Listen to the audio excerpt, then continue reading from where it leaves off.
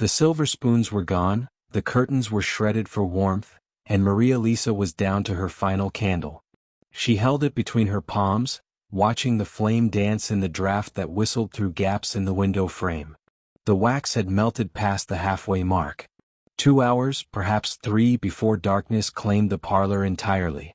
4 days since the bailiffs had come with their notices. 3 days since the last of the coal had turned to ash. 2 days since she had eaten anything more than the heel of bread she'd hidden in her skirt pocket. And now this, a final eviction order that would take effect at dawn. Maria let the paper slip from her fingers onto the bare floorboards. She did not weep. Her tears had frozen somewhere between the funeral and the auction, when men in pressed suits had walked through her childhood home marking furniture with chalk, calculating worth, dismissing history. A noble family, they had said once, a name that meant something. Past tense. All of it buried beneath her father's secrets and her family's spectacular fall from grace. She rose slowly, her legs threatening to buckle. The room spun for a moment. Hunger had become a constant companion, a hollow ache that had moved beyond pain into numbness. The manor was a skeleton now, stripped of everything that had once made it a home. Empty hooks where paintings had hung. Pale rectangles on the walls where mirrors had reflected better days. A sound outside. Heavy. Deliberate. Maria turned toward the entrance hall, and the world tilted dangerously. She gripped the doorframe, steadying herself. Footsteps on the gravel drive. Not the shuffle of the bailiffs. Something else. Something that made the air itself seem to change. The great oak doors shuddered. Once. Twice. Then they burst open, hinges screaming in protest. Snow swirled into the hall, and with it came a figure that seemed to swallow the light. Maria's candle flickered violently, nearly extinguishing. She raised it higher, though her hand trembled. The man in her doorway was a dark eclipse. Tall enough that he had to duck slightly beneath the frame, shoulders broad beneath a black greatcoat dusted with fresh snow. His face was all sharp angles and harder edges, a scar cutting through his left eyebrow like a signature of violence. Eyes the color of slate fixed on her with an intensity that made her feel simultaneously seen and dissected. She knew him immediately. Everyone in London knew him. Andrew Ray. The Duke of Blackwood. The Iron Duke, they called him in whispers. The man who had buried 3 business rivals through legal warfare. Who had refused a royal summons and faced no consequences. Whose estate was a fortress that swallowed visitors and returned them changed, if it returned them at all. And he was standing in her doorway as though he owned it. Maria straightened her spine, drawing on reserves of dignity she no longer possessed. She was still a lady. She still had a name even if it was ruined. Your Grace. Her voice came out steadier than she felt. This is private property. He did not smile. Did not offer pleasantries or apologies for the broken door. He simply looked at her with those merciless eyes, assessing her the way one might examine a horse at auction, or a problem requiring solution. Miss Maria Lisa, he said. His voice was low, controlled, each word deliberate. I've come for you. Something cold that had nothing to do with the winter wind moved through her chest. I don't understand. Andrew Ray took 2 steps forward, snow falling from his cloak onto her bare floors. Maria forced herself not to retreat, though every instinct screamed at her to run. There was nowhere to run to. Your family's debt, he said. It was not what you think. I have no money to settle my father's obligations. I didn't come to collect. A pause, weighted and deliberate. I came to fulfill mine. Silence. Outside the wind howled. Inside Maria's candle guttered, the flame dancing wildly. What obligation could you possibly have to me? His expression remained unreadable, carved from stone. Your father saved my life once. 17 years ago. I was 12. He was the only one who stopped when my horse threw me on the northern road. He tilted his head slightly, the gesture somehow predatory. I owe him a debt. He's gone. That makes you my responsibility. Responsibility. The word hung in the frozen air like a noose. I'm no one's responsibility. Maria lifted her chin, though she was painfully aware of her torn dress, her unwashed hair, the way her collarbone jutted too sharply above her neckline. I don't need your charity. Good. For the first time, something almost like amusement crossed his features. Because I'm not offering charity. I'm claiming a debt. I don't. At dawn, the bailiffs will come. Andrew Ray's voice cut through her protest like a blade. They'll remove you from this house. You have nowhere to go. No relatives who will take you in. No friends willing to risk their reputations on the daughter of a disgraced family. He paused, letting each word land with brutal precision. You'll have perhaps a week before you're begging for work in situations no woman should have to consider. Heat rushed to Maria's face. Anger perhaps. Or shame. Or the terrible recognition that he was right. And you? She forced the words through clenched teeth. What do you gain from this? Andrew Ray smiled. It was not a comforting expression. That, Miss Lisa, he said softly, we'll discuss once you're safe at Blackwood Manor. He turned toward the door, then paused, looking back at her over his shoulder. I'll send a carriage at dawn. If you're in it, I'll take that as acceptance of my protection. He adjusted his gloves with precise movements. If not, I wish you luck. You'll need it. And then he was gone, leaving only snow and silence and the dying light of her final candle. Maria stood there, alone in the frozen parlor, listening to the sound of hooves fade into the distance. Her legs finally gave way and she sank to the floor, her back against the wall. Responsibility. Not love. Not kindness. Responsibility. The Iron Duke had claimed her as surely as if he'd put a brand on her skin. And at dawn she would have to decide whether she was his ward, his guest, or his prisoner. She closed her eyes as the candle finally guttered and died, plunging the room into darkness. Tomorrow. A carriage. A choice that was no choice at all. Welcome, my beautiful family, to today's story. I'm so grateful you're here, whether you're new or you've been with us from the beginning. We're building something special together. A home for stories of resilience, love, and finding worth in a world that often overlooks us. We're on a journey to 1,000 subscribers and your support truly matters. If this story touches your heart, please subscribe and share it with someone who needs the reminder that they're not broken, just beautifully real. Every subscriber helps this family grow and proves there's space for stories about people who bloom in the dark and love through their courage. Thank you for being here. Now let's get into the story. Dawn came gray and bitter, the sky the color of old bruises. Maria had not slept. She had spent the night in the parlor, wrapped in the curtains she'd torn down weeks ago, watching the window for the first light. The bailiffs would come with the sun. The Duke's carriage would come first. She had the courage to get in it. She heard the horses before she saw them, the sharp clatter of hooves on frozen cobblestones, the jingle of harness brass. Maria stood slowly, her body protesting every movement. 4 days without food had left her light-headed, unsteady. She moved to the window and pulled back the torn fabric that served as a curtain. A black carriage waited in the drive, pulled by 4 matched horses as dark as midnight. No crest on the door, but she knew whose it was. Everything about it screamed wealth and control, the glossy lacquer, the silver fittings, even the driver who sat ramrod straight on the box, his livery immaculate despite the snow. The door opened. No one emerged. It simply stood open, waiting. An invitation. Or a command. Maria looked back at the parlor. At the empty room that had once been filled with her mother's laughter, her father's stories. At the pale squares on the walls where joy had once hung in gilt frames. There was nothing left here. Nothing but ghosts and the cold. She had no belongings to pack. The dress on her back was all she owned. Even her mother's wedding ring had been sold months ago. Maria walked to the front door, her footsteps echoing through the empty manor. She did not look back. Looking back would break her. The driver helped her into the carriage without a word, his expression carefully neutral. The interior was warm, absurdly, impossibly warm, heated by some mechanism she didn't understand. Velvet seats. Fur blankets. A small hamper sat on the opposite bench. The door closed. The carriage lurched forward. Maria sat frozen for several minutes before curiosity overcame her pride. She opened the hamper with trembling fingers. Inside, fresh bread, cheese, cold chicken, a flask of what smelled like hot tea. Her stomach cramped violently. She reached for the bread then stopped. This was the Duke of Blackwood's food. Accepting it felt like accepting chains. But she was so hungry. So desperately, achingly hungry.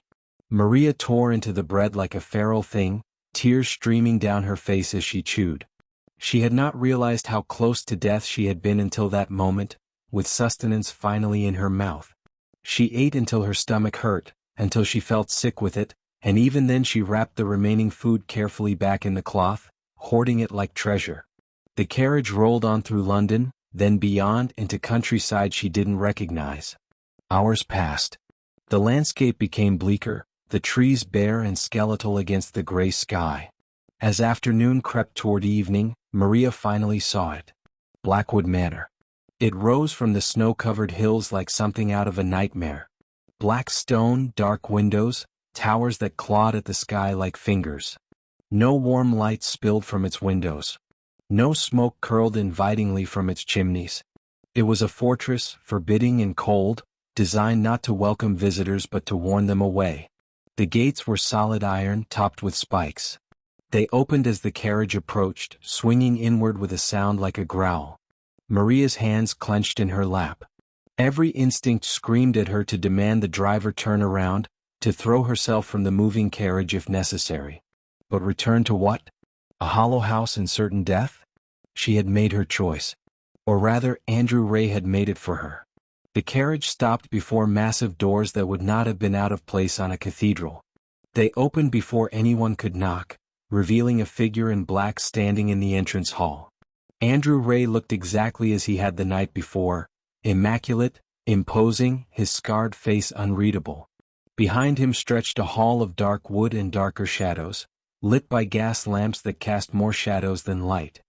He descended the steps and opened the carriage door himself.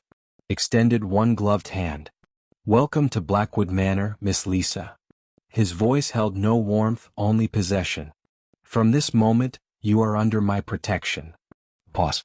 And my rules."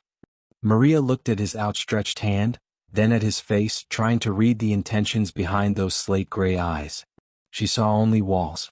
Walls higher and thicker than any that surrounded his estate. She placed her hand in his and let him help her down. His grip was firm, controlled, utterly inescapable. As she crossed the threshold into Blackwood Manor, the great doors swung shut behind her with a sound like a tomb ceiling. Maria Lisa had escaped starvation. But she had walked willingly into a different kind of prison. A woman appeared from the shadows of the entrance hall, her face pale and expressionless as carved marble. She wore black from collar to hem, her gray hair pulled back so severely it seemed to stretch her skin taut across her cheekbones. She did not smile. She did not curtsy. She simply looked at Maria with the same assessing coldness as her master. "Mrs. Brennan will see to your needs," Andrew said, releasing Maria's hand. The warmth of his touch vanished immediately, leaving her fingers cold. "You'll bathe, eat, and rest. Tomorrow we'll discuss the terms of your residence here." Terms. Not welcome. Not sanctuary. Terms. Maria opened her mouth to respond, but Andrew had already turned away, his boots echoing against the stone floor as he disappeared down a corridor that seemed to swallow light. She was left alone with the housekeeper, who regarded her with the enthusiasm one might show a stray dog dragged in from the street. "This way." Mrs. Brennan's voice was as cold as the winter outside. Maria followed, her torn skirts whispering against the floor. The manor was vast, corridor after corridor of dark wood paneling and paintings of stern-faced ancestors who seemed to judge her as she passed. Gas lamps flickered in wall sconces, but they did little to dispel the oppressive gloom. Every window they passed was barred. Not delicate decorative ironwork, but solid bars meant to keep something in or out. They climbed a staircase that curved upward into darkness. Maria's legs trembled with exhaustion, but she forced herself to keep pace with the housekeeper's brisk stride. Weakness here felt dangerous, like showing your throat to a wolf. Mrs. Brennan stopped before a heavy door and produced a key from the ring at her waist. The lock turned with a harsh click that seemed deliberate, a reminder. She pushed the door open and stepped aside. The room beyond was not what Maria expected. It was warm, lit by a proper fire in a marble hearth. A four-poster bed dominated the space, piled with blankets that looked impossibly soft. A copper bathtub sat before the fire, already filled with steaming water. The scent of lavender hung in the air, almost obscene in its luxury after weeks of cold and decay. "The Duke ordered you prepared properly," Mrs. Brennan said, moving to a wardrobe and opening it to reveal dresses Maria hadn't owned, hadn't chosen. "You'll bathe now. I'll return with supper. I can manage." The Duke's orders were specific. The housekeeper's eyes were flat, brooking no argument. "You're to be bathed, fed, and made presentable. Those are not requests, Miss Lisa." Maria's hands clenched at her sides. Every kindness here came wrapped in control, every comfort was a chain.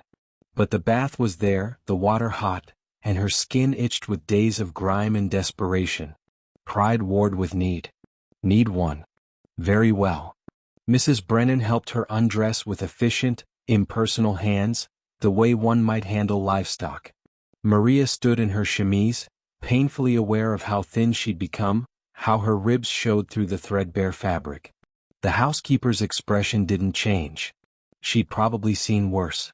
Or perhaps she simply didn't care. The water was almost painfully hot when Maria sank into it. She bit back a gasp as warmth enveloped her, seeping into bones that had been cold for so long she'd forgotten what heat felt like. Mrs. Brennan worked soap through her tangled hair with businesslike efficiency, scrubbing away the evidence of Maria's fall with the same thoroughness one might use to clean a floor. When it was done, Maria was wrapped in a robe that smelled of cedar and seated before the fire. Mrs. Brennan returned with a tray: roasted chicken, potatoes with butter, fresh bread, wine. Real food. More than Maria had seen in months. She ate slowly this time, forcing herself to maintain some dignity even as her stomach cramped with desperate hunger. The housekeeper watched from the doorway, her arms crossed. "The bars on the windows," Maria said finally, unable to bear the silence. "Are they to keep intruders out?" Mrs. Brennan's lips thinned. "The Duke values security." That's not an answer. For the first time, something like emotion crossed the woman's face. Pity, perhaps. Or warning. "The bars keep the world at bay, Miss Lisa. The Duke has enemies. Many enemies. Here you're protected." A pause, weighted with meaning. "Here you're safe from harm. But not free," Maria thought. "Protected like a treasure locked in a vault. Safe like a bird in a cage." Mrs. Brennan collected the empty dishes and moved toward the door. "You'll sleep now. The Duke will see you at breakfast. 9 o'clock. Don't be late." She paused at the threshold. "And Miss Lisa? Don't try the door after I leave. It locks from the outside." The door closed. The key turned. Maria sat frozen before the fire, the warmth suddenly suffocating. She rose on unsteady legs and crossed to the window, pulling back the heavy curtain. Beyond the bars, snow fell soft and silent over the grounds. In the distance she could see the iron gates, closed and locked, topped with spikes that gleamed in the moonlight. She was clean. She was fed. She was warm. She was trapped. Morning came too quickly. Maria woke to find a dress laid out on the chair by the fire, deep gray wool with a high collar and long sleeves. Modest. Severe. Nothing like the gown she'd worn in her previous life. She dressed herself, refusing to ring for Mrs. Brennan, and descended the stairs following the faint sound of silver against china. The breakfast room was smaller than the other chambers she'd seen, but no less oppressive. Dark wood paneling, a table that could seat 12 but was set for 2. Andrew Ray sat at the head, reading a newspaper with the same focused intensity he seemed to bring to everything. He didn't look up when she entered. "Sit." Not an invitation. A command. Maria remained standing in the doorway. "Good morning to you as well, Your Grace." His eyes lifted from the paper, slate gray and unreadable. "You're 3 minutes late. I wasn't aware I'd enlisted in your army." Something flickered across his face. Annoyance, perhaps. Or interest. He folded the newspaper with precise movements and gestured to the chair beside him. "Sit, Miss Lisa. We have matters to discuss." Maria moved to the chair but didn't sit. Instead, she remained standing behind it, her hands gripping the back. A small rebellion, but rebellion nonetheless. Andrew's jaw tightened almost imperceptibly. As I mentioned yesterday, there are terms to your residence here. He pulled a folded document from inside his jacket and laid it on the table. Rules if you prefer. For your protection. Rules? Maria's voice was flat. How comprehensive. Very. He unfolded the paper. You will not leave the estate grounds without my express permission and accompaniment. You will not correspond with anyone from your former life without my review of said correspondence. You will not receive visitors unless I've approved them in advance. You will attend meals promptly.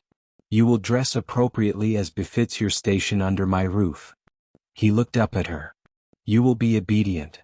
The final word hung in the air like a slap. Maria felt heat rise in her chest, burning away the cold numbness that had sustained her through weeks of starvation. I'm not a child to be managed. No. Andrew rose from his chair and suddenly the room felt smaller. You're a woman with no resources, no prospects, and a name that's become synonymous with scandal. Under my protection you have safety. That protection comes with conditions. Conditions. Maria stepped around the chair, moving closer to him. Foolish, perhaps, but anger made her reckless. You mean control. You've dressed it in pretty words, but what you want is a prisoner who's grateful for her cage. What I want, Andrew said, his voice dropping to something dangerous, is to keep you alive.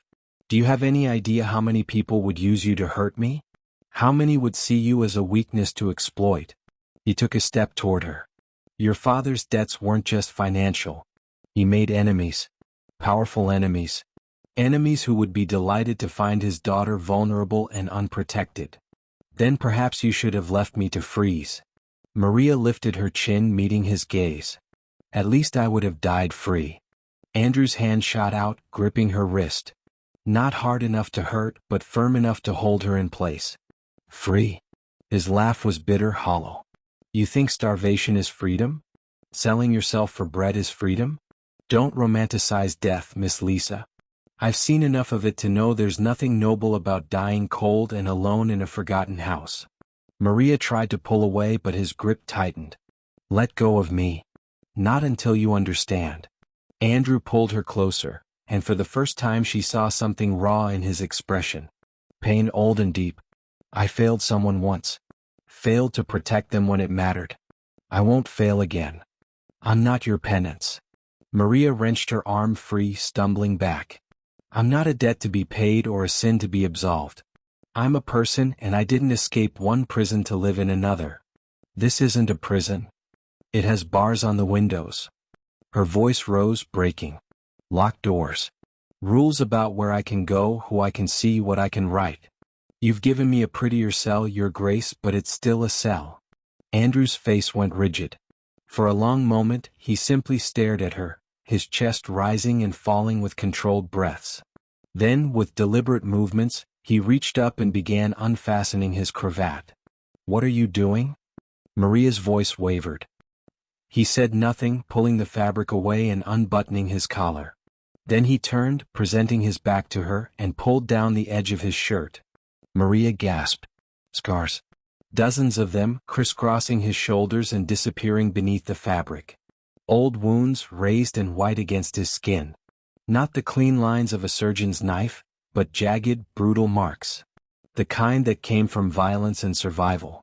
These, Andrew said, his voice carefully empty, are what the world did to me when I was powerless. When I had no walls. No protection. No control. He pulled his shirt back into place and turned to face her. The bars on your windows aren't just to keep you in, Miss Lisa.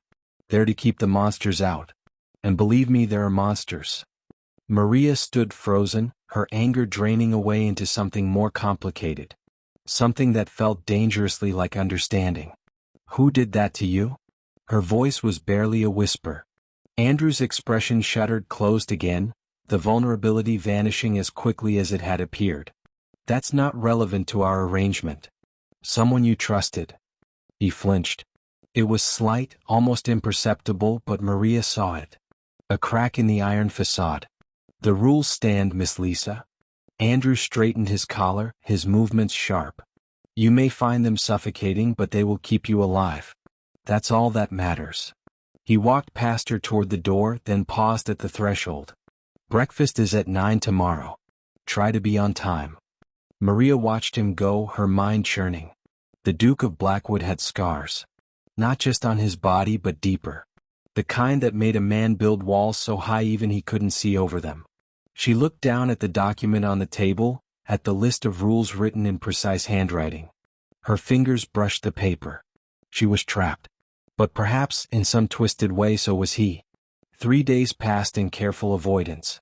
Maria took her meals in her room, citing a headache that Mrs. Brennan accepted without comment. She saw Andrew only in glimpses, his dark figure disappearing down corridors, his voice echoing from behind closed doors. The rules document remained on her dresser, and signed. A silent standoff neither would acknowledge. On the fourth morning, restlessness drove Maria from her room. The manor was vast and she'd seen only fragments of it. If she was to be imprisoned here, she would at least learn the dimensions of her cage. Mrs. Brennan was occupied with the household staff, and Andrew had ridden out before dawn. Maria had watched him from her window, his black horse cutting through the snow like a blade. She moved through the corridors with purpose, mapping the manor in her mind. The west wing held the main living quarters. The east wing seemed abandoned, dust covers shrouding furniture in rooms that hadn't been opened in years. But it was the north tower that drew her attention, a narrow staircase spiraling upward, lit by small windows that cast weak light across worn stone steps. Maria climbed. Her breath came harder with each step, but curiosity pushed her forward. At the top she found a door. Unlocked. She pushed it open and stepped into a different world. Books. Thousands of them, lining walls that stretched to a vaulted ceiling. A library that belonged in a museum, not a fortress. The air smelled of leather and old paper, of knowledge kept secret. Tall windows offered views of the snow-covered grounds, and for the first time since arriving, Maria could see beyond the immediate walls. The iron gates in the distance. The road that led to freedom. She moved deeper into the room, running her fingers along leather spines. Philosophy. History. Literature and languages she barely recognized. And then, in the far corner, a desk. Not decorative but clearly used. Papers lay scattered across its surface, a pen beside an open inkwell. Maria knew she shouldn't look. Knew that touching Andrew's private correspondence was a violation. But her hands moved before her conscience could stop them. The first document was a ledger. Numbers in neat columns, properties and investments. Nothing remarkable. But beneath it, a letter caught her eye. The paper was aged, the ink faded. She lifted it carefully, her eyes scanning the cramped handwriting. Regarding the matter of Mr. Michael Lisa and the disputed railway contracts. Her father's name. Maria's heart began to pound. She read faster. Evidence suggests deliberate manipulation of the bidding process. The contracts were awarded to Hartley Holdings despite Lisa's superior proposal. Financial records indicate payments made to key officials. Hartley Holdings. Maria's hands trembled. That was the company that had won the contracts her father had been certain would save their family. The contracts he'd mortgaged everything to pursue. The contracts that had disappeared, taking their fortune with them. She rifled through the other papers with growing desperation. Another letter, this one more recent. Your Grace, regarding your inquiry into the Lisa estate liquidation. As requested, I've compiled the timeline of asset seizures. Notable. The primary creditor, Hartley Holdings, purchased the family's London properties for approximately one-third their market value. Maria's vision blurred. Hartley Holdings. Again. They hadn't just won the contracts, they'd stolen everything afterward. Circled like vultures and picked the bones clean. She dug deeper into the stack and then she found it. A document that made her blood turn to ice. A partnership agreement. Dated 5 years ago. Between Hartley Holdings and a silent investor who'd provided the capital for their expansion. The Duke of Blackwood. Andrew Ray. Maria staggered back from the desk, the paper clutched in her shaking hands. He was connected to them. To the company that had destroyed her family. And he'd brought her here, locked her away, claimed responsibility for a debt he said her father owed him. But what if it was guilt? What if Andrew Ray hadn't come to save her, but to hide her? To keep her from discovering the truth about who had really orchestrated her family's ruin? The door creaked behind her. Maria spun, heart hammering. Andrew stood in the doorway, still in his riding clothes, snow melting on his shoulders. His eyes moved from her face to the papers in her hands. His expression went carefully blank. That room is off limits. His voice was quiet. Dangerous. You were involved. Maria's voice shook with rage. With Hartley Holdings. With a company that destroyed my father. It's not what you think. Then what is it? She held up the partnership agreement. You invested in them. 5 years ago. Right when they were preparing their bid for the railway contracts. The contracts my father lost. The contracts that ruined us. Andrew took a step into the room. Maria. Don't. She backed away, pressing against the window. Don't you dare. You brought me here. Claimed you owed my father some debt. But it was guilt, wasn't it? You helped destroy him, and now you're keeping me here so I can't. Stop. The word cracked through the room like a whip. Andrew's composure finally shattered. You don't understand what happened. What your father. What my father what? Maria's voice rose. What lie are you going to tell me now? Andrew's hands clenched at his sides. For a long moment he simply stared at her, something agonized in his expression. Then his shoulders slumped and he looked older suddenly. Tired. Your father came to me, he said quietly. 3 months before he died. He told me everything. About the contracts. About Hartley Holdings. About what they'd done. Andrew's jaw tightened. He came to me for help, Maria. And I failed him. The words hung between them like a confession. I don't believe you, Maria whispered. But even as she said it, doubt crept in. The raw pain in Andrew's voice. The documents that showed investigations, not cover-ups. You don't have to. Andrew turned toward the door. But those papers you're holding? They're evidence I've been gathering for 5 years. Against Hartley Holdings. Against everyone involved in what was done to your father. He paused at the threshold. I told you I owed him a debt. Now you know why. He left her there, alone among the books and secrets, with truth scattered across the desk like broken glass. Chapter 5. The invitation arrived on thick cream paper, sealed with wax the color of blood. Lord Ashford's annual winter gala, an event that drew half of Yorkshire's elite to his estate for an evening of champagne and calculated social maneuvering. Andrew held the card between 2 fingers as though it might contaminate him. You'll need to attend, Mrs. Brennan said from the doorway. Your absence would be noted. Then let it be noted. Andrew tossed the invitation onto his desk. I have no interest in Ashford Circus. But 3 days later he stood in Maria's doorway, his expression unreadable. There's a gala tonight. You'll accompany me. Maria looked up from the book she'd been pretending to read, their confrontation in the library still raw between them. I thought I was meant to be hidden. You are. Andrew's jaw tightened. But refusing this particular invitation would raise more questions than attending. You'll stay close to me. You'll speak to no one unless I introduce them. You'll leave when I say we leave. More rules. More control. Maria should have refused out of principle. But the prospect of leaving these walls, even for an evening, was too tempting. Very well. Mrs. Brennan appeared an hour before departure with a gown Maria had never seen. Deep burgundy silk that seemed to absorb light, cut lower than anything she'd worn since her family's disgrace. When Maria descended the stairs, Andrew was waiting in the entrance hall. His eyes swept over her once, something flickering in their depths before his mask of control slammed back into place. You look presentable, he said, offering his arm. The carriage ride was silent, tension thick enough to choke on. Maria watched the snow-covered countryside give way to Ashford's estate, ablaze with gaslight and music.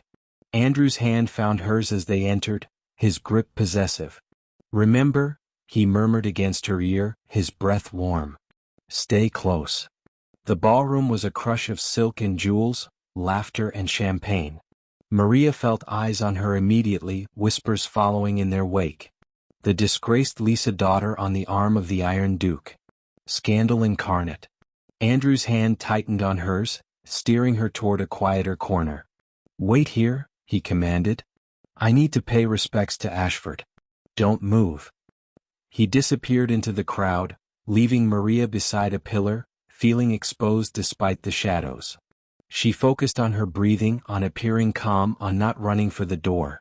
Well, Maria Lisa. The voice turned her blood to ice. She looked up into the smiling face of Lord Philip Harcourt, her former fiancé, the man who'd abandoned her the moment scandal touched her name. Lord Harcourt. Her voice came out steadier than she felt. I heard rumors you'd found a benefactor. Philip's eyes raked over her dress with obvious calculation. Though I confess I didn't believe it. The Duke of Blackwood taking in damaged goods. How charitable of him. I'm not goods, damaged or otherwise. Aren't you? Philip stepped closer, his champagne breath washing over her. Come now, Maria. We both know what you've become. A kept woman hidden away in his fortress. Does he share his bed yet, or is he waiting until desperation makes you more willing? Maria's hand moved before she could think, her palm connecting with his face with a crack that silenced nearby conversations. Philip's head snapped to the side, a red mark blooming on his cheek. You little? A hand caught Philip's wrist before he could retaliate. Andrew materialized from the crowd like a storm made flesh, his grip so tight Philip's face went white. Touch her, Andrew said, his voice deadly quiet, and I'll break every bone in your hand before you hit the floor. She struck me. Philip tried to pull away. Everyone saw. I saw a coward who preys on women. Andrew's other hand found Maria's waist, pulling her against his side with a possessiveness that sent heat racing through her. A coward who abandoned his betrothed when she needed him most. Tell me, Harcourt, does that make you feel like a man? The ballroom had gone silent, all eyes on them. Philip's face flushed crimson. This is none of your concern, your grace. Everything concerning Miss Lisa is my concern. Andrew's voice carried through the room like a judgment. She is under my protection. Which means anyone who insults her, threatens her, or so much as looks at her with disrespect answers to me. He leaned closer to Philip, his voice dropping to something that promised violence. Do we understand each other? Philip stumbled back, cradling his wrist. You're welcome to her, he spat. Tainted goods, the both of you. Andrew moved so fast Maria barely saw it. One moment Philip was speaking, the next he was on the floor, Andrew standing over him with murder in his eyes. Get out. The words were barely human. Before I forget, we're in polite company. Philip scrambled to his feet and fled, the crowd parting like water. The silence stretched, broken only by the orchestra still playing in the next room, oblivious. Then Andrew turned to Maria, and she saw something raw in his face. Not just anger. Something deeper. Something that made her breath catch. Did he hurt you? His hands cupped her face with surprising gentleness, his thumbs brushing her cheekbones as he searched her eyes. No, Maria's voice failed. She was trembling, adrenaline and something else making her knees weak. I'm fine.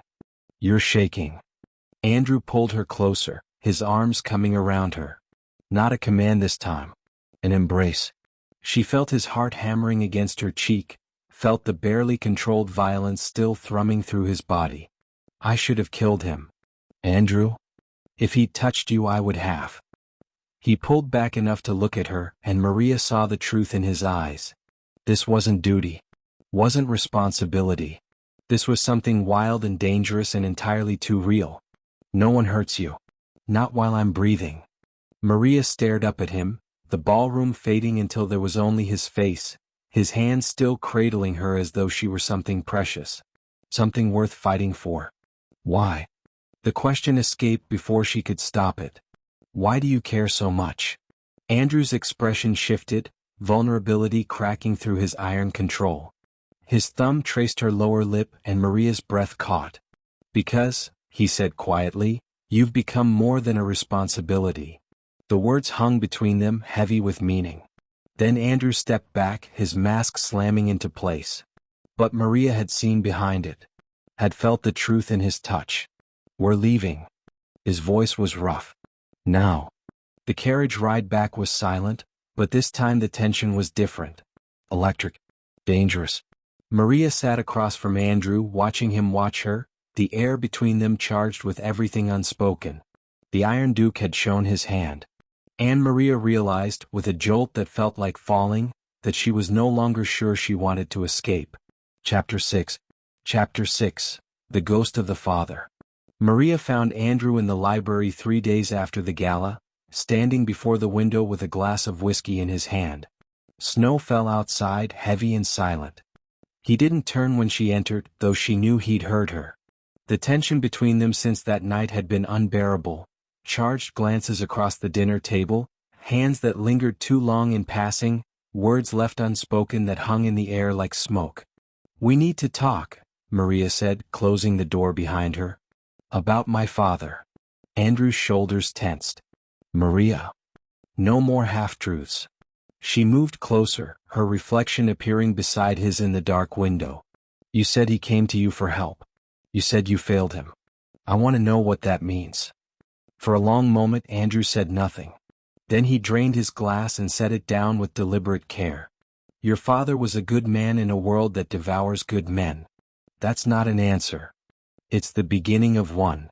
Andrew finally turned to face her, and Maria saw exhaustion in the lines around his eyes. "Sit. This will take time." She remained standing. "I've had enough of your commands." Something almost like a smile crossed his face. "Then stand. But listen." He moved to the desk, opening a drawer and pulling out a worn leather journal. "Your father kept records. Meticulous records of everything Hartley Holdings did. The bribery. The manipulation. The theft." He held it out to her. "He brought this to me 6 months before he died." Maria took the journal with trembling hands, opening it to see her father's familiar handwriting. Dates. Names. Amounts. A chronicle of corruption that made her stomach turn. Why didn't he go to the authorities? He tried. Andrew's voice was bitter. The authorities were part of the problem. Half of Parliament had investments in Hartley Holdings. Your father discovered he was fighting a conspiracy that reached to the highest levels of government. He paused. That's when he came to me.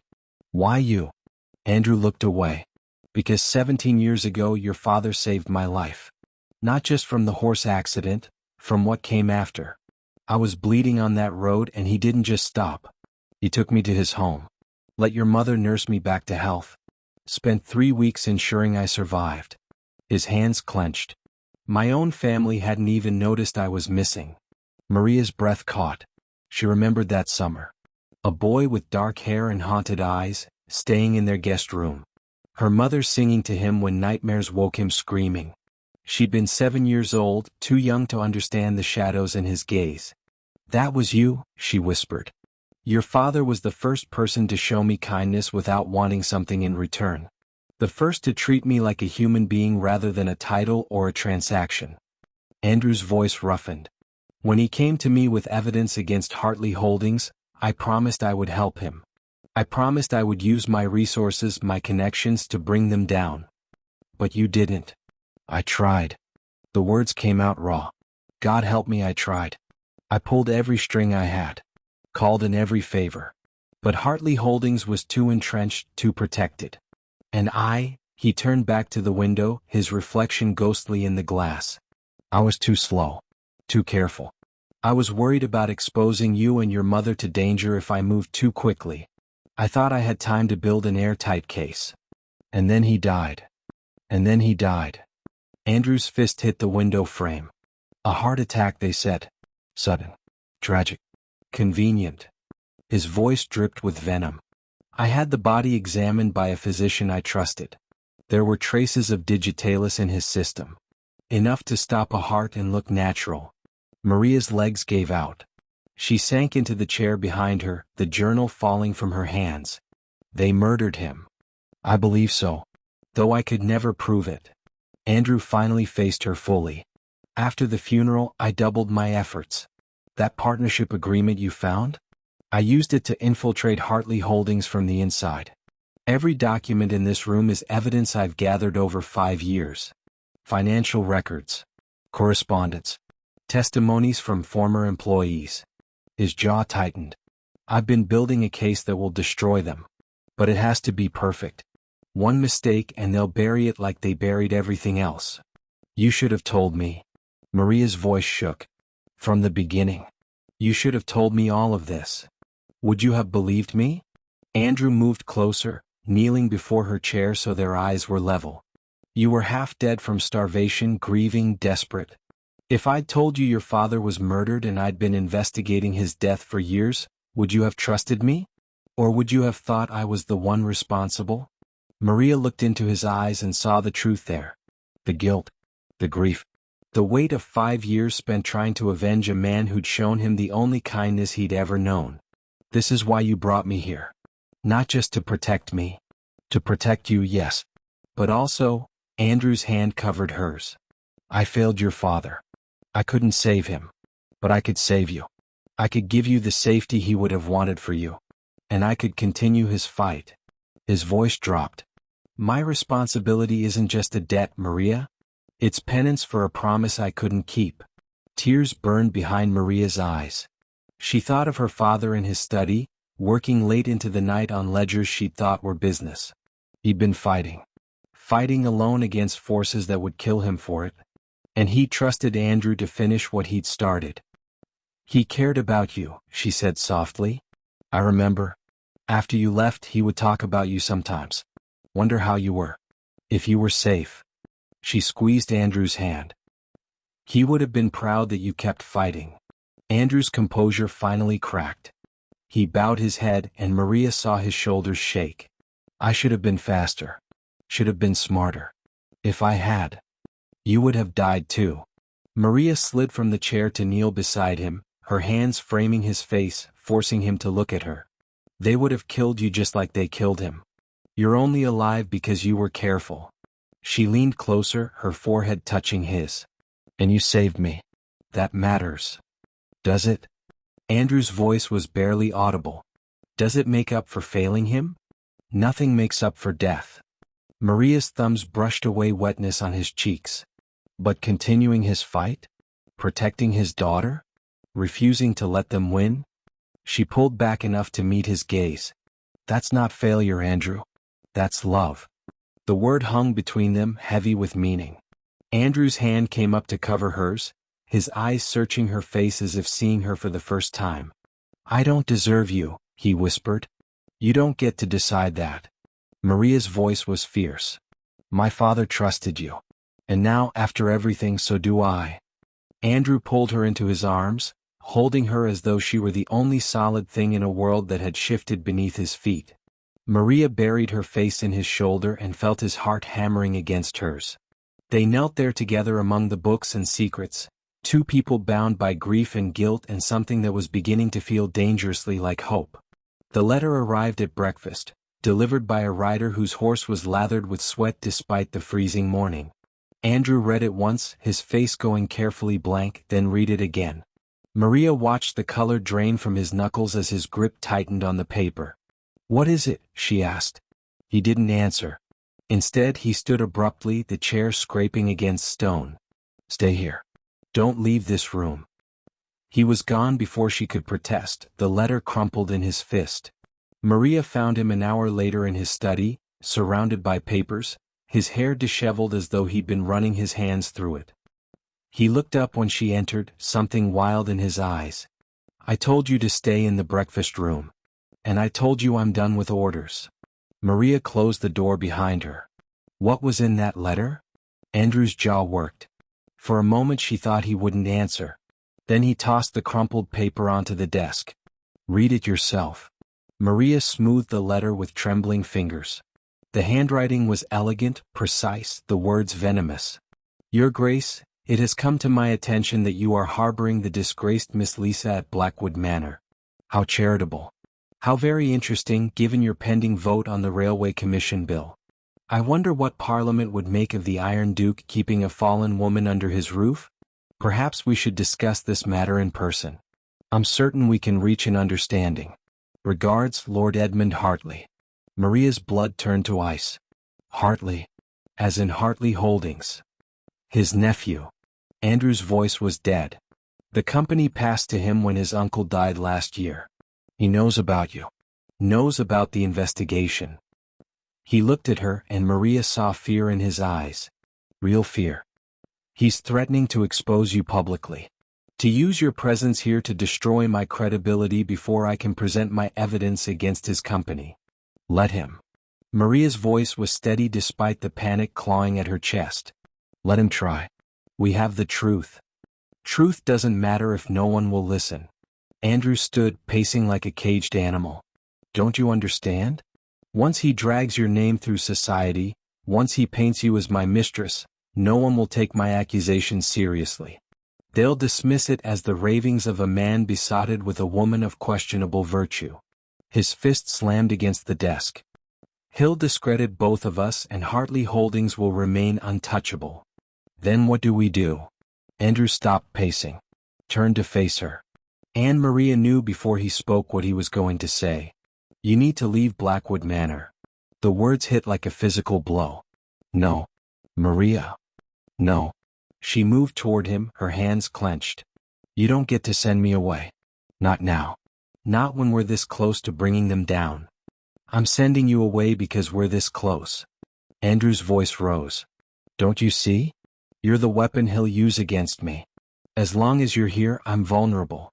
But if you're gone, if you're safely hidden somewhere he can't find you, his blackmail loses its teeth. So I'm a liability now. Maria's laugh was bitter. Is that all I've ever been to you? A problem to be managed. You know that's not true. Do I? She stepped closer, forcing him to look at her. Because it sounds remarkably like you're sacrificing me to protect yourself. I believe so. Though I could never prove it. Andrew finally faced her fully. After the funeral, I doubled my efforts. That partnership agreement you found? I used it to infiltrate Hartley Holdings from the inside. Every document in this room is evidence I've gathered over 5 years. Financial records. Correspondence. Testimonies from former employees. His jaw tightened. I've been building a case that will destroy them. But it has to be perfect. One mistake and they'll bury it like they buried everything else. You should have told me. Maria's voice shook. From the beginning. You should have told me all of this. Would you have believed me? Andrew moved closer, kneeling before her chair so their eyes were level. You were half dead from starvation, grieving, desperate. If I'd told you your father was murdered and I'd been investigating his death for years, would you have trusted me? Or would you have thought I was the one responsible? Maria looked into his eyes and saw the truth there. The guilt. The grief. The weight of 5 years spent trying to avenge a man who'd shown him the only kindness he'd ever known. This is why you brought me here. Not just to protect me. To protect you, yes. But also, Andrew's hand covered hers. I failed your father. I couldn't save him. But I could save you. I could give you the safety he would have wanted for you. And I could continue his fight. His voice dropped. My responsibility isn't just a debt, Maria. It's penance for a promise I couldn't keep. Tears burned behind Maria's eyes. She thought of her father in his study, working late into the night on ledgers she'd thought were business. He'd been fighting. Fighting alone against forces that would kill him for it. And he trusted Andrew to finish what he'd started. He cared about you, she said softly. I remember. After you left, he would talk about you sometimes. Wonder how you were. If you were safe. She squeezed Andrew's hand. He would have been proud that you kept fighting. Andrew's composure finally cracked. He bowed his head and Maria saw his shoulders shake. I should have been faster. Should have been smarter.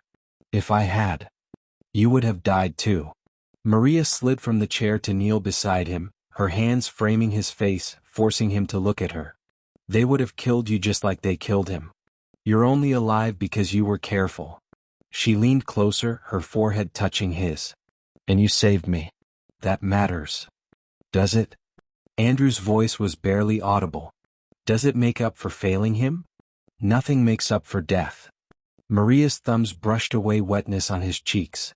But continuing his fight? Protecting his daughter? Refusing to let them win?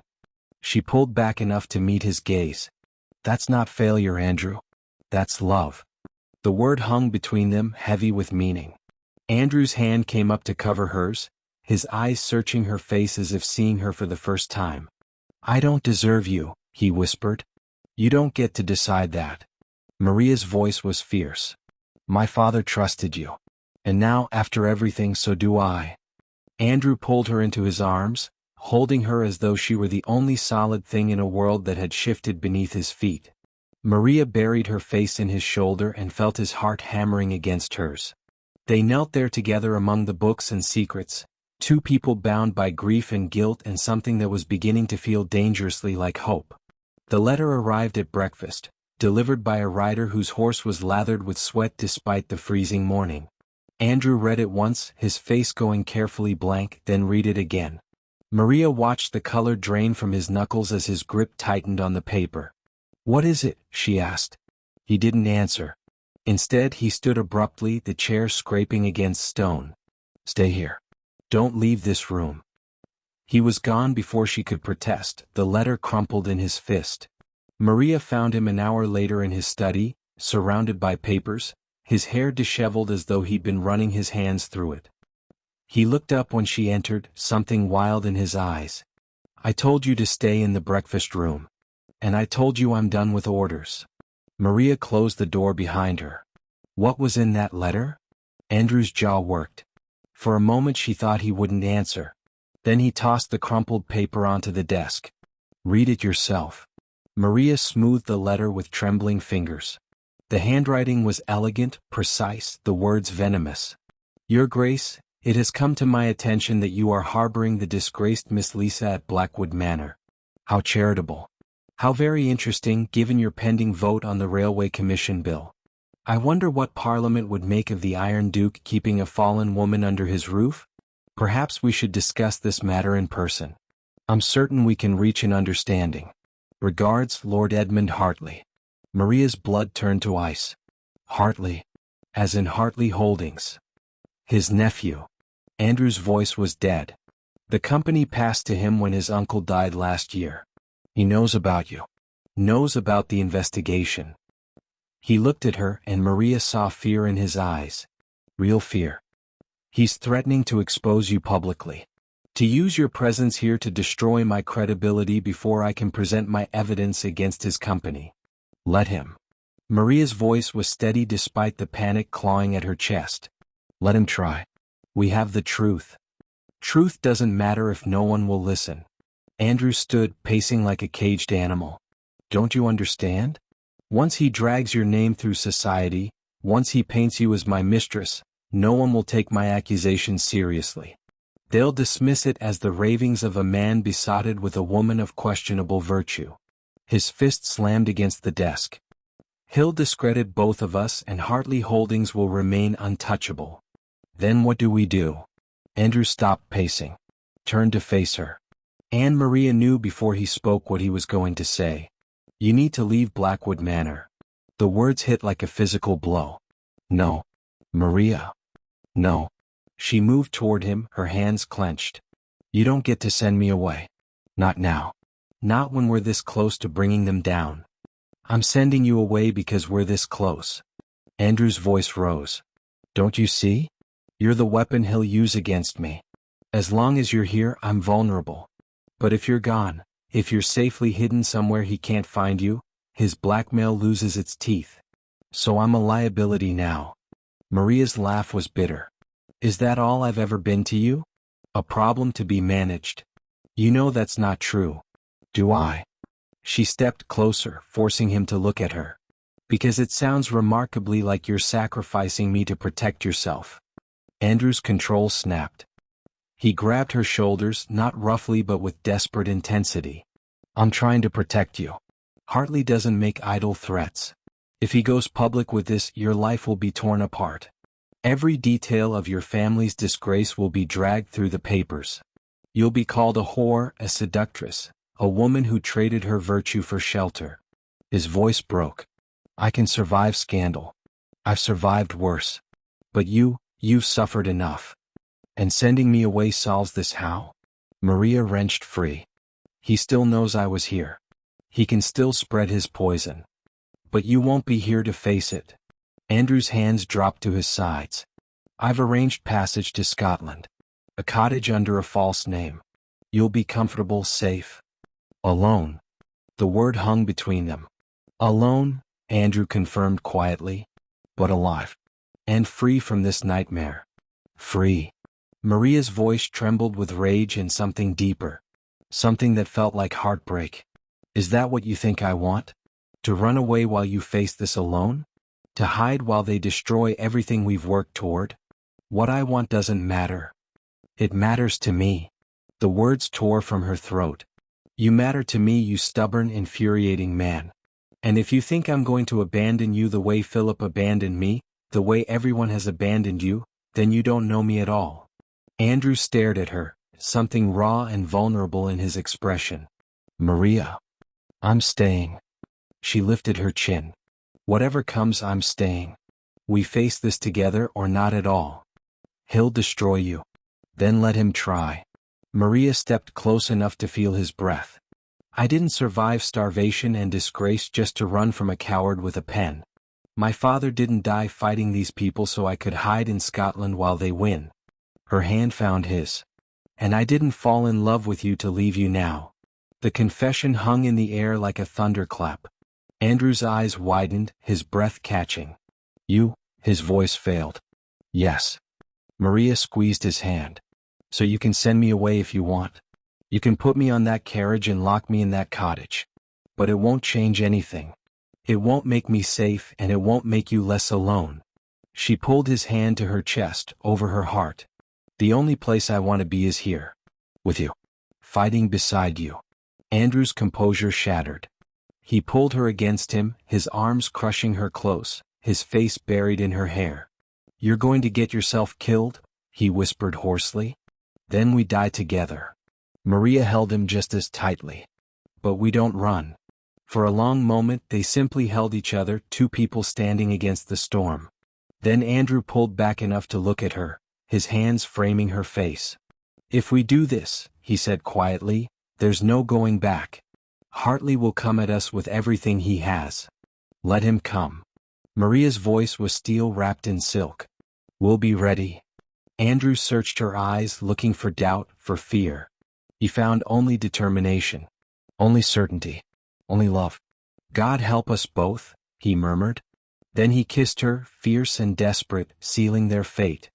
Lord Edmund Hartley arrived at Blackwood Manor 3 days later with an entourage that spoke of confidence and contempt. 2 carriages, 4 armed men, and a solicitor whose oiled smile promised nothing good. Andrew received them in the drawing room with Maria at his side, her hand resting on his arm like a declaration of war.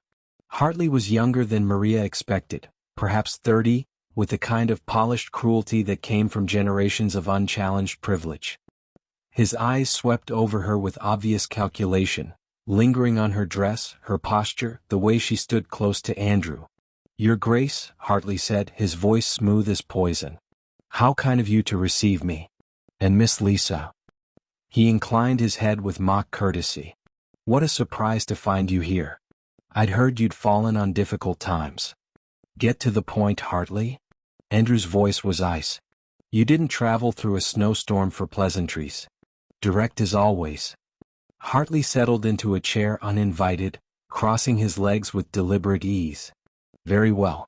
I'm here to offer you an opportunity to avoid considerable embarrassment. Drop your investigation into Hartley Holdings, and I'll ensure that Miss Lisa's residence here remains a private matter. And if I refuse? Hartley's smile widened. Then I'll ensure every drawing room in London knows the Iron Duke is keeping his dead friend's daughter as his mistress. The papers will have a delightful time with it. The fallen Duke and his fallen lady. Has a certain poetry, don't you think? Maria felt Andrew tense beside her, violence coiled in every muscle. Before he could speak, she stepped forward. You're making a mistake, Lord Hartley. Hartley's eyebrows rose. Am I? Please enlighten me. You assume I care what society thinks of me. Maria's voice was steady, clear. You assume shame is a weapon you can wield against me. But I've already been disgraced. I've already lost everything. Your threats are meaningless. How bold.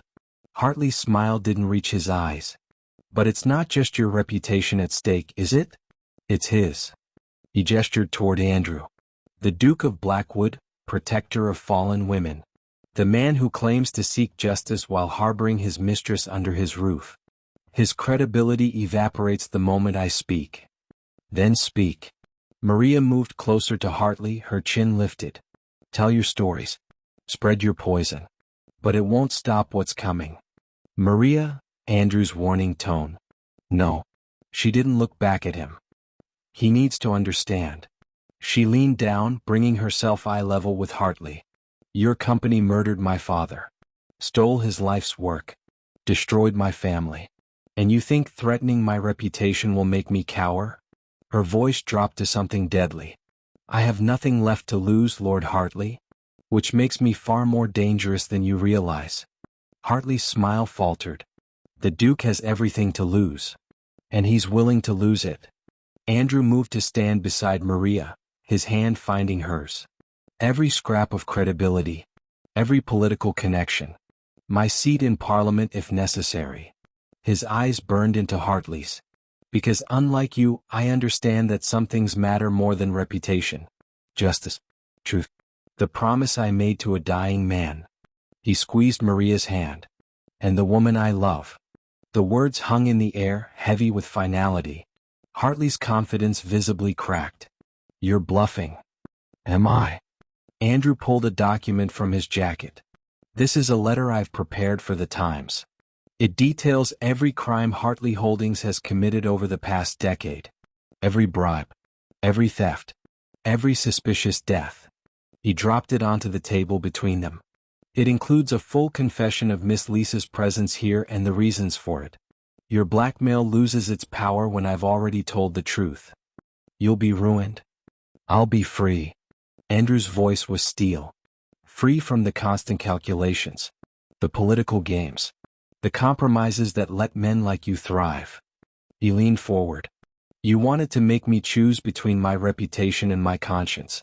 Consider it chosen. Hartley's face went white. He looked from Andrew to Maria, seeing something in their united front that made him understand he'd already lost. You're both mad. Perhaps. Maria's smile was sharp. But we're mad together. And we have 5 years of evidence that will bury your company so deep it'll never resurface. Hartley stood abruptly, his composure shattered. This isn't over.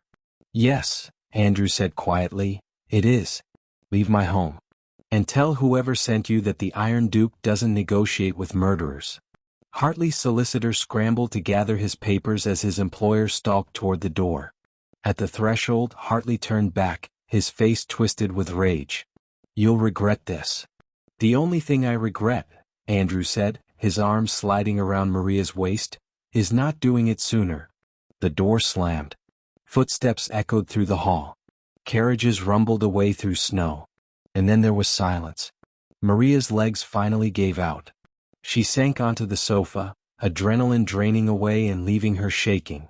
Andrew knelt before her immediately, his hands taking hers. Are you all right? I don't know. Maria's laugh was slightly hysterical. I just threatened a lord.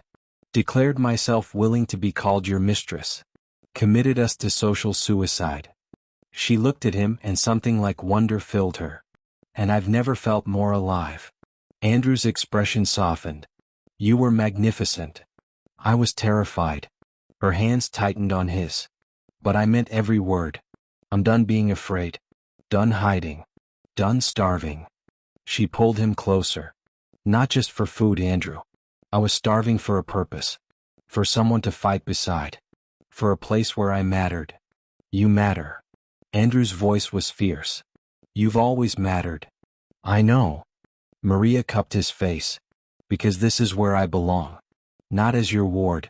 Not as your responsibility. But as your partner. She leaned her forehead against his.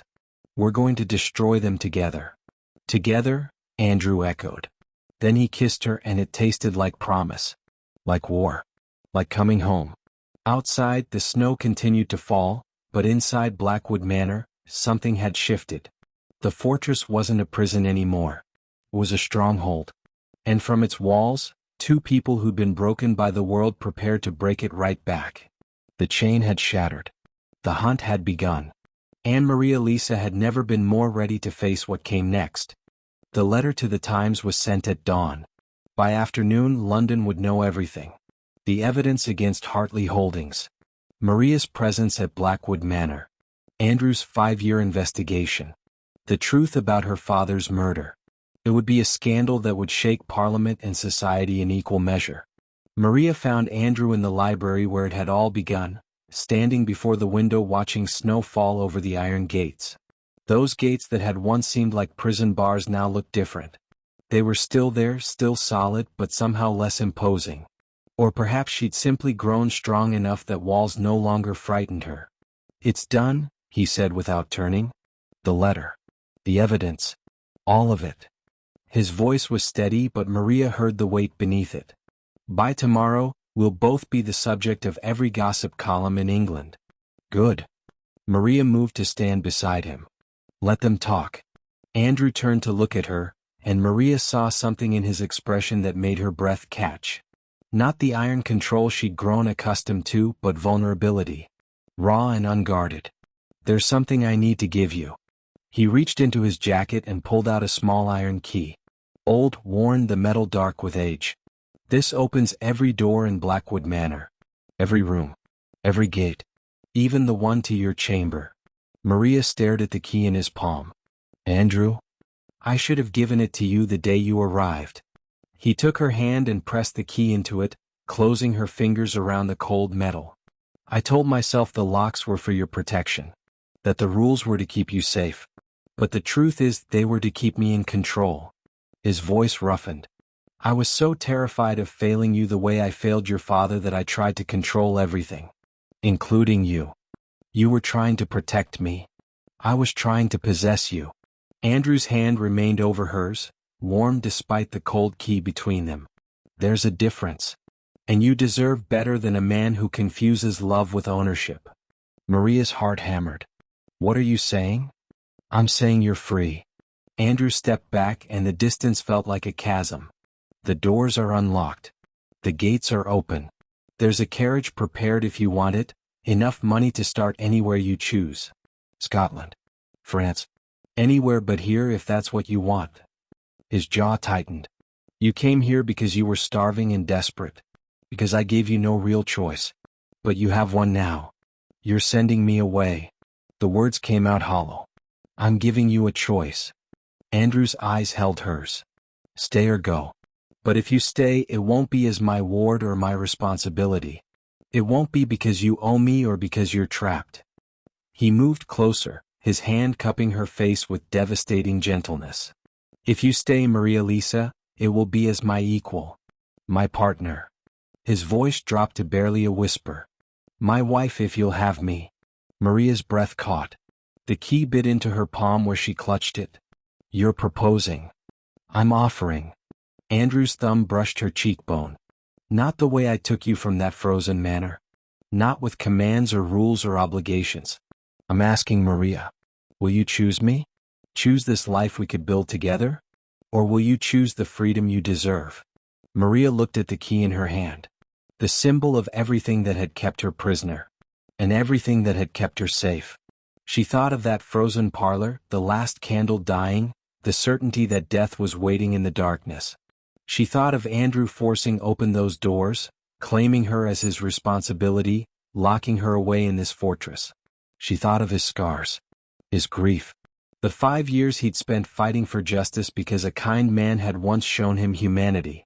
She thought of the way he defended her at the gala, the way he'd been willing to sacrifice everything rather than send her away, the way he looked at her now with his heart completely exposed. "You're right," she said quietly. "I came here because I was starving. Because I had nowhere else to go. Because you gave me no choice." Andrew's expression shuddered, bracing for rejection. "But I'm not that woman anymore." Maria stepped closer, close enough to feel his breath. "I'm not desperate. I'm not helpless. I'm not trapped." She held up the key between them. "And I don't need this to feel free." She let the key fall. It hit the floor with a sharp metallic ring. "I stay because I choose to. Because this fortress became a home. Because the man who built walls to keep the world out let me see what he was protecting inside them." Her hands found his face, feeling the tension in his jaw, the barely controlled hope in his expression. I stay because I love you, Andrew Ray. Not your title. Not your protection. The broken boy who learned kindness too late. The man who spent 5 years seeking justice for someone who showed him mercy. The Duke who thought he was made of iron but bleeds just like everyone else. Maria, his voice broke. I'll stay as your wife. Your Duchess. Your partner in whatever war comes next. She pulled him down until their foreheads touched. But not because you're offering me safety or security or a place to belong. I'll stay because when I look at you, I see home. And that's not something you can lock behind bars or control with rules. It's something we choose. Every day. Together. Andrew's control shattered. He pulled her against him with a fierceness that stole her breath, his arms crushing her close as though he could press her into his very bones. I don't deserve you. You don't get to decide that. Maria smiled against his chest. I do. And I've decided you're stuck with me. God help me. Andrew pulled back enough to kiss her, and it was nothing like the desperate kisses they'd shared before. This was a promise. A vow. A beginning. I'll spend the rest of my life trying to be worthy of that choice. You already are. Maria's fingers threaded through his hair. You were worthy the moment you opened those doors and refused to let me freeze. You just didn't know it yet. Andrew pulled a ring from his pocket. Simple gold, worn smooth, clearly old. This was my mother's. The only thing of hers I kept. He slid it onto Maria's finger. It fit perfectly, as though it had been waiting for her all along. Will you marry me, Maria Lisa? Not because I'm commanding it or because you owe me, but because you choose me? Yes. Maria's smile was radiant. 1,000 times yes. Outside, the snow continued to fall over Blackwood Manor. The iron gate stood open, an invitation rather than a barrier. And inside the library where secrets had been uncovered and truths revealed, two people who'd been broken by the world chose to rebuild together. The Duke's responsibility had become his heart. Anne Maria Lisa, who'd come to his door starving and desperate, had become his Duchess by choice. The chain of obligation had broken. What remained was stronger than iron, deeper than duty, and more enduring than any fortress. Was love. Simple. Terrifying. Completely their own. And it was only the beginning. Thank you for being here and watching until the very end. Your support keeps this channel alive and growing. If this story resonated with you, please like this video and subscribe for more. And don't go anywhere, I've got another amazing video ready for you. Just click what's showing on your screen right now. See you in a moment.